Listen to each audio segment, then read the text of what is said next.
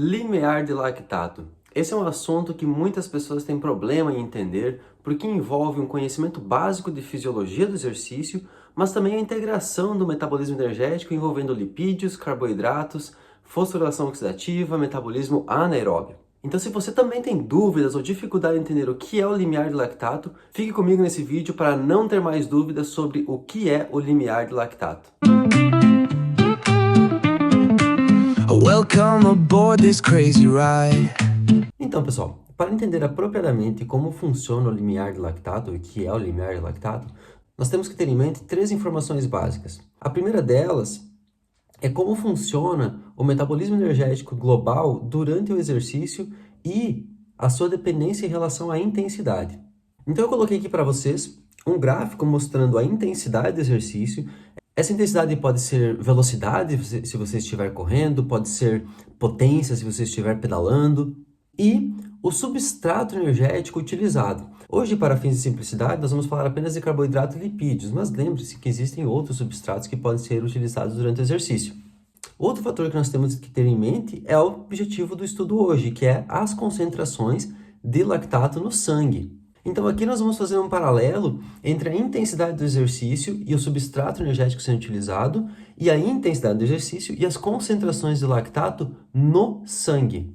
E eu salientei aqui que essas concentrações são no sangue porque existe um gradiente entre a produção de lactato no músculo esquelético e o que é encontrado no sangue. Por fim, nós temos que entender o que está acontecendo dentro do músculo esquelético durante o exercício do ponto de vista do metabolismo. Então, vamos começar entendendo como a intensidade modula o metabolismo energético. Quando nós iniciamos o exercício, a partir do momento de repouso, nós aumentamos a concentração de gordura e carboidratos.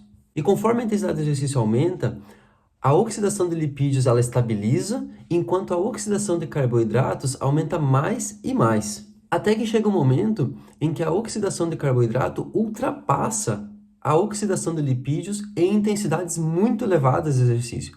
É encontrado, muitas vezes, até uma redução na oxidação de lipídios em intensidades muito altas, que eu coloquei aqui na linha tracejada. Isso varia de pessoa para pessoa, também de protocolo para protocolo, e como esses estudos foram feitos.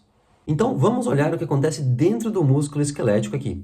Então aqui eu desenhei para vocês uma mitocôndria hipotética. Imagine que nós estamos dentro da célula muscular e, como eu falei anteriormente, ao iniciar o exercício físico, nós aumentamos a oxidação de lipídios e carboidratos. É importante ressaltar aqui que esses carboidratos estão na forma de glicose. Essa glicólise que o músculo esquelético usa durante o exercício, ela vem tanto da glicose sanguínea quanto dos estoques que o músculo tem de glicogênio. Então ocorre um processo de glicogenólise, ou seja, a quebra do glicogênio muscular em glicose para ser utilizado durante o exercício físico.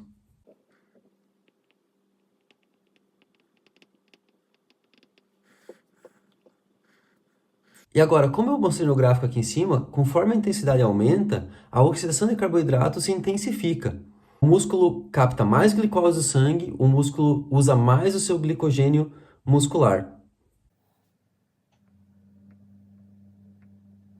A questão aqui é que a capacidade mitocondrial para oxidar a glicose, ela tem um limite.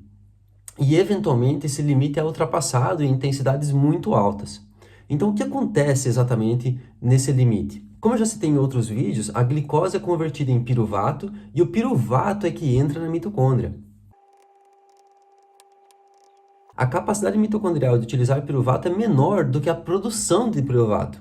E aí que entra a produção de lactato, como eu já expliquei em outros vídeos. Então a produção de lactato ela ocorre de forma mais acerbada quando nós temos um alto consumo de glicose que ultrapassa a capacidade mitocondrial de utilizar o piruvato, e a enzima lactato desidrogenase vai converter o piruvato em lactato e também reciclar o NAD, que é muito importante para a manutenção da glicólise, como eu já expliquei em outros vídeos.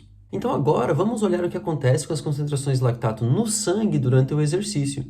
Então nós sempre temos uma concentração muito baixa de lactato no sangue, que é a concentração basal. Essa concentração basal ela é primariamente devida ao metabolismo das hemácias, que não têm mitocôndria, então elas têm que produzir lactato. Uma vez que nós começamos a fazer exercício, as concentrações de lactato no sangue aumentam, porque, como eu falei anteriormente, nós aumentamos o consumo de lipídio, tanto pela via oxidativa quanto pela via não oxidativa, mas esse aumento ainda fica abaixo das concentrações de 2 milimolar, que é o que é considerado uma atividade aeróbia, ou seja, o sistema energético é predominantemente via fosforilação oxidativa, ou seja, utilizando o piruvato pelas mitocôndrias. Agora, conforme a intensidade vai aumentando, cada vez mais a glicólise ela passa de ser utilizada pela fosforilação oxidativa e o piruvato começa a ser convertido em lactato de forma mais e mais intensa. É importante ressaltar aqui, enquanto o músculo está produzindo lactato, o fígado e outros órgãos também estão removendo esse lactato do sangue, mantendo uma concentração de certa forma estável. Agora, em intensidades muito altas, em que o consumo de glicose e glicogênio estão muito elevados, a taxa de produção pelo músculo esquelético de lactato ultrapassa a capacidade do fígado em remover. E nesse momento nós encontramos um acúmulo de lactato de forma exponencial no sangue. Essa intensidade em que a curva da concentração de lactato no sangue muda de direção, se torna exponencial, é o que nós chamamos de limiar de lactato.